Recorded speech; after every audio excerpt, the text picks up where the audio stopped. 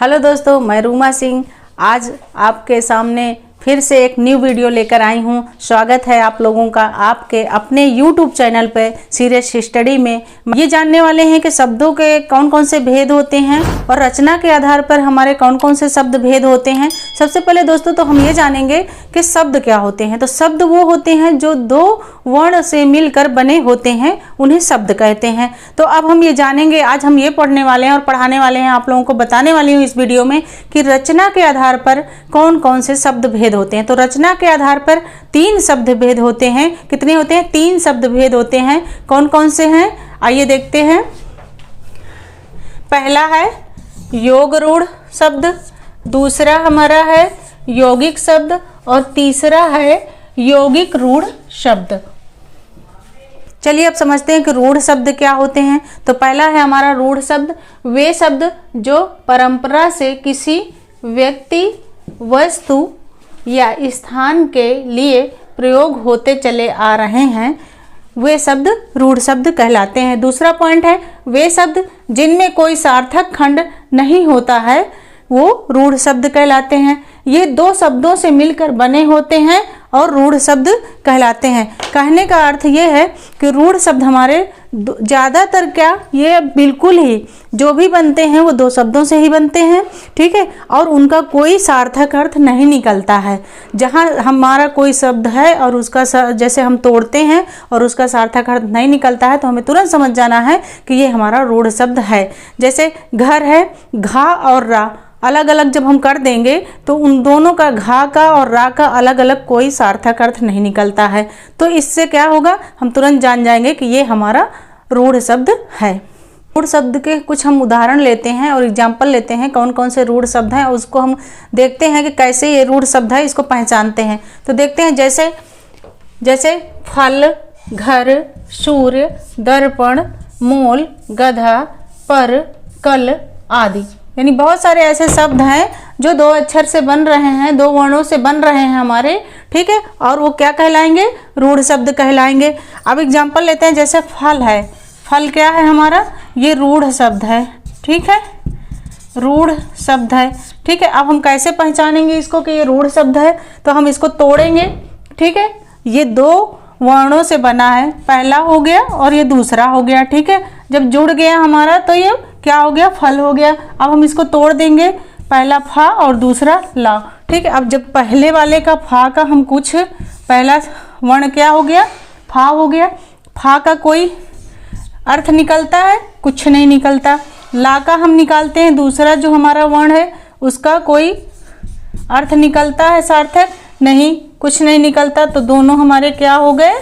यानी निरर्थक हो गए, जिनका कोई अर्थ नहीं निकलता है।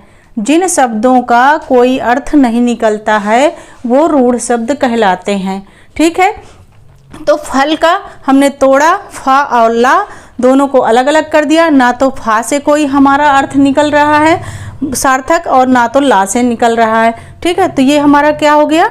अब हम इसको तुरंत पहचान जाएंगे, जब तोड़ेंगे और उसका कोई सार्थक अर्थ नहीं निकलता है तो वो हमारा रूढ़ शब्द होता है। यही पहचान है इसकी, बहुत ही आसान, ठीक है। दूसरा एग्जाम्पल देखते हैं, घर, ठीक है। हमारा दूसरा जो रूढ़ शब्द है वो क्या हो गया? घर हो गया। अब घर को 2 वर्णों से बना है, घा और रा।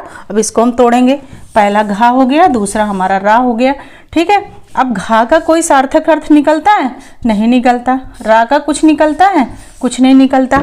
खाली अगर इनको हम दोनों वर्णों को अलग अलग कर देंगे तो कोई इसका सार्थक अर्थ नहीं निकलता, और जहाँ पे सार्थक अर्थ ना निकले वही हमारे रूढ़ शब्द होते हैं। तीसरा एग्जाम्पल देखते हैं, कल, ठीक है।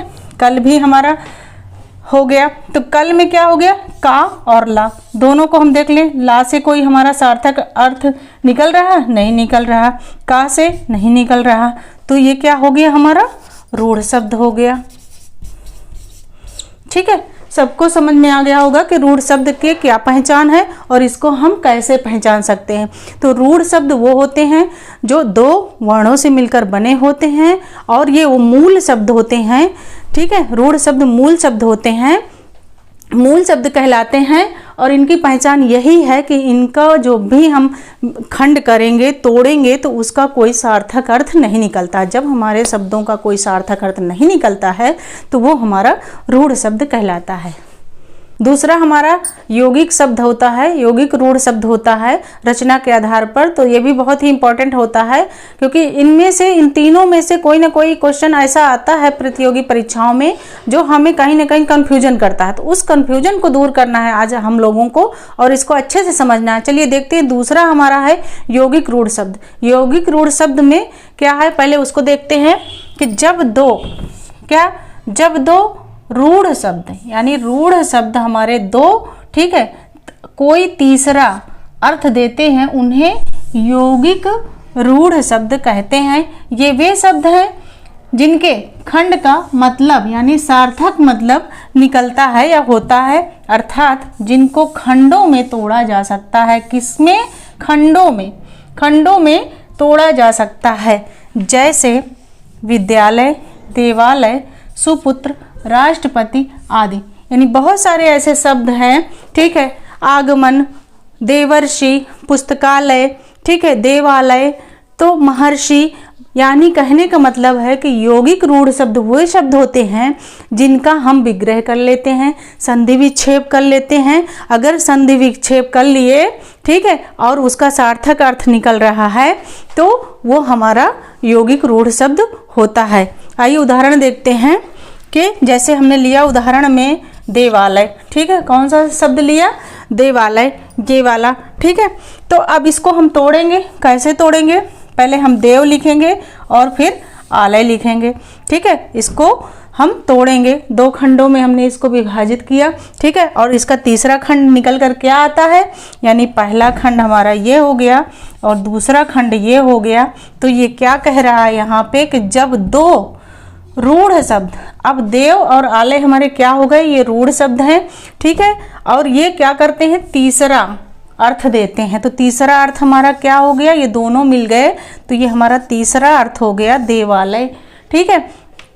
अब हम कैसे जानें कि इनका सार्थक अर्थ निकल रहा है, इसको कैसे हम पहचानेंगे? तो इसको पहचानने के लिए हमको देव, यानी देव का अर्थ जो होता है वो किससे होता है? भगवान से होता है। देव का अर्थ हमारा भगवान हो गया, ठीक है।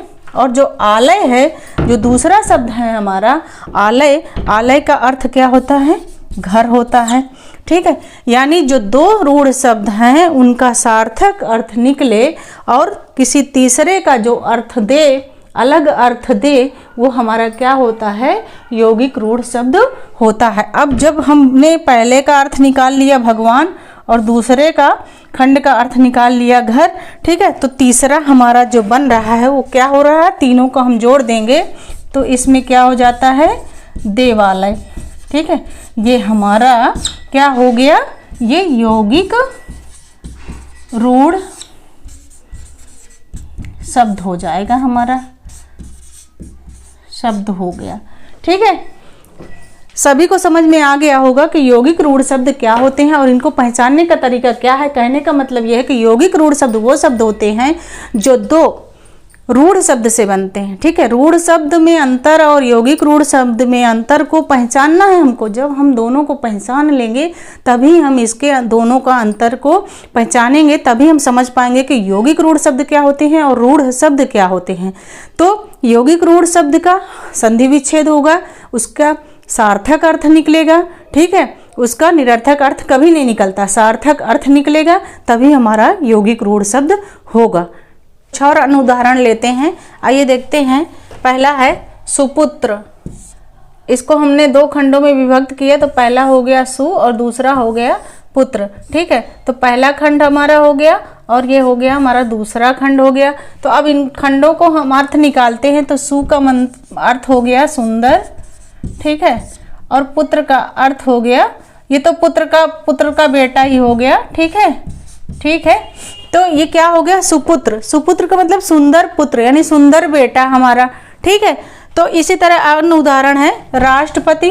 राष्ट्र पहला हो गया हमारा और दूसरा हो गया पति, यानी इन दोनों का कहने का मतलब है कि दोनों का सार्थक अर्थ होता है। जब दोनों का सार्थक अर्थ होगा तभी हमारा क्या होगा, यौगिक शब्द हमारा बनेगा। इसको हमने पहले खंड में तोड़ा और दूसरे को हमने दूसरे खंड में, 2 खंडों में हमने सुपुत्र को तोड़ दिया, सु और पुत्र। तो पहले का सुंदर और दूसरे का बेटा, ठीक है। तो क्या हो गया, सुंदर पुत्र हो गया या सुंदर बेटा हो गया हमारा। उसी तरह राष्ट्रपति, राष्ट्र का पति हो गया। तीसरा एग्जाम्पल हो गया हमारा स्नान गृह, स्नान और ग्रह।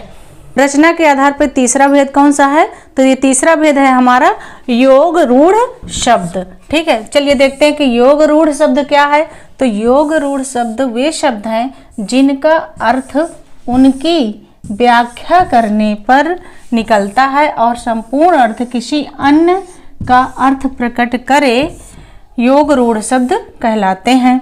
ठीक है, जैसे लंबोदर, दशानन, नीलकंठ, पंकज आदि। अब इसमें नोट लेते हैं हम, यह ट्रिक ही समझ लीजिए। सभी योग रूढ़ शब्द जो होते हैं वो क्या होते हैं, बहुब्रीहि होते हैं। यानी जो योग रूढ़ शब्द होते हैं वो क्या होते हैं, बहुब्रीहि शब्द होते हैं।